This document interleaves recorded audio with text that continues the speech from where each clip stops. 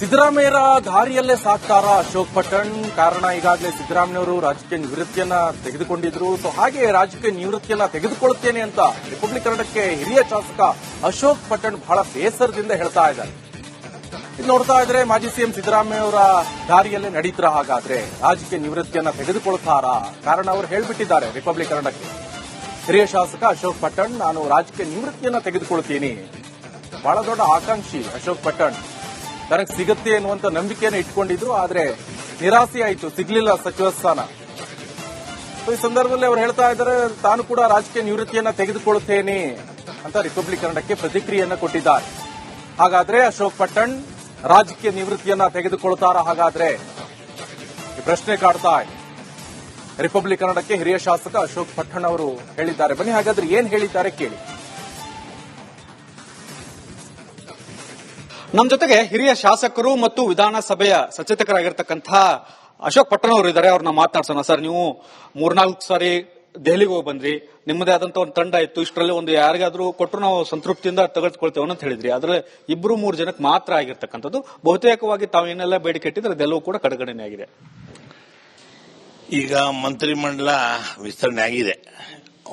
ಒಂದೇ ಒಂದು ಜಾಗ ಖಾಲಿದೆ, ಅದನ್ನು ಹೆಣ್ಮಕ್ಳು ಕೊಡಬೇಕು ಅಥವಾ ಕುರುಬ ಸಮಾಜಕ್ಕೆ ಕೊಡಬೇಕು ಅಂತ ಅವರು ಇನ್ನ ತೀರ್ಮಾನ ಮಾಡಿಲ್ಲ. ಆದ್ರೆ ನಾನು ಈಗ ಎಷ್ಟು ಜನ ಮಂತ್ರಿಗಳಾಗಿದ್ದಾರೋ ಒಂದು 3-4 ಜನ ಬಿಟ್ರೆ ಅವರೆಲ್ಲರಿಗಿಂತ ನಾನು ಸೀನಿಯರ್. ಬೆಳಗಾಂ ಜಿಲ್ಲೆ 18 ಜನ MLAಗಳಿದ್ದೀವಿ, 11 ಜನ ಗೆದ್ದಿದ್ವಿ. 3 ಕೊಟ್ಟಿದ್ರೆ ಸರಿಯಾಗಿರೋದು. ಸೌದಿಯವರು ಬಂದು 3 ವರ್ಷ ಆಯ್ತು. ನಾನು 50 ವರ್ಷದಿಂದ ದುಡಿತಾ ಇದ್ದೀನಿ.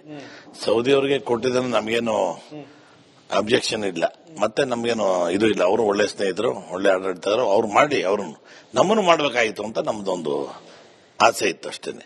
ಮಾಡಲಿಲ್ಲ, ಅದಕ್ಕೆ ಬೇಜಾರಾಗಿದೆ. ಇನ್ನು ಸ್ವಲ್ಪ ದಿನ ಕಾದು ನೋಡು, ನಮ್ಮ ಪಕ್ಷದವರು ನಮ್ಮನ್ನ ಯಾವ ತರ ನೋಡ್ಸ್ಕೊಂತ ನೋಡ್ಕೊಂಡು ಆಮೇಲೆ ನಾವು ಮುಂದಿನ ಹೆಜ್ಜೆ ಇಡ್ತೀವಿ. ಬಹಳ ಪ್ರಮುಖವಾಗಿ ಬೆಳಗಾವಿ ದೊಡ್ಡ ಜಿಲ್ಲೆ, 3 ಕೊಡಬೇಕಾಗಿತ್ತು. ತಾವು ಕೂಡ ಬೇಡಿಕೆ ಇಟ್ಟಿದ್ರಿ, ಆದ್ರೆ ಒಕ್ಕೂರಲ ಧ್ವನಿಯಿಂದ 3 ಕೇಳಲಿಲ್ಲ ಅನ್ನುವಂಥದ್ದು ಒಂದು ಹಿನ್ನಡೆ ಕಾರಣ ಅಂತ. ಸತೀಶ್ ಜಾರಕಿಹೊಳಿ ಕೇಳಿದ್ದಾರೆ, ನಾನು ಕೇಳಿದ್ದೀನಿ. ಬೇಕಾದಷ್ಟು ಜನ ನಾವು MLAಗಳು ಯಾರು ಹೇಳಿದ್ರು 6 ಜನ ಕೂಡ ನನಗೆ ಸಪೋರ್ಟ್ ಮಾಡಿದ್ರು.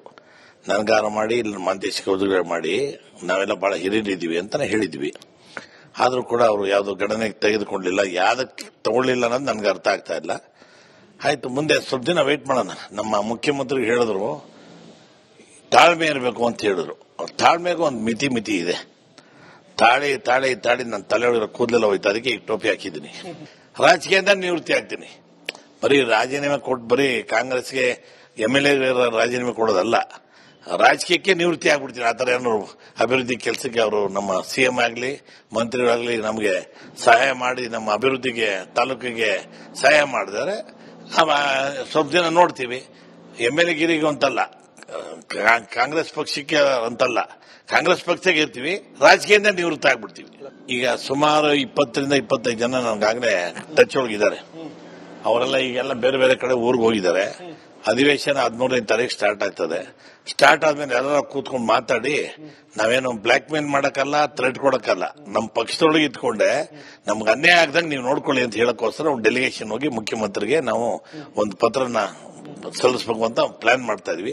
13ನೇ ತಾರೀಕು ಆದ್ಮೇಲೆ ಎಲ್ಲರೂ ಕೂತ್ಕೊಂಡು ಎಲ್ಲರೂ ಒಂದ್ ಕಡೆ ಕೂತ್ಕೊಂಡು ಮೀಟಿಂಗ್ ಮಾಡಿ ಆಮೇಲೆ ಯಾವ್ಯಾವ ತರ ನಮ್ಮ ಬೇಡಿಕೆ ಇಡಬೇಕು ಅಂತ ನಾವೆಲ್ಲ ಕೂತ್ಕೊಂಡು ಡಿಸೈಡ್ ಮಾಡಿ ಆಮೇಲೆ ಮುಖ್ಯಮಂತ್ರಿ ಭೇಟಿ ಆಗ್ತೀವಿ. ಈ 1 ವರ್ಷದ ಏನಿದೆ ಇವ್ರು ಕೊಟ್ಟಿದ್ದೀರಿ, ನಮ್ಗೆಲ್ಲ ಕಡೆಗಣಿಸಿದ್ರಿ ಸೀನಿಯರ್ ಆದ್ರೂ ಕೂಡ.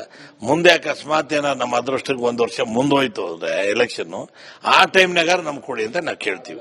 ಸರ್, ನೀವು ಕೇಳೋದು ಕರೆಕ್ಟ್ ಆಗಿದೆ. 2.5 ವರ್ಷಕ್ಕೆ ಬದಲಾವಣೆ ಆಗಬೇಕಾಗಿತ್ತು, ಆಗಿದೆ. 2 ವರ್ಷಕ್ಕೆ ಆಗಿದೆ. ಈಗ ನಿಮ್ಗೆ ಅವುಗಳಿಗೆ ಅವಕಾಶ ಅಲ್ಲ. ಈಗ ಉಳಿದಿರೋದು 2 ವರ್ಷ ಅವಧಿ ಇದೆ.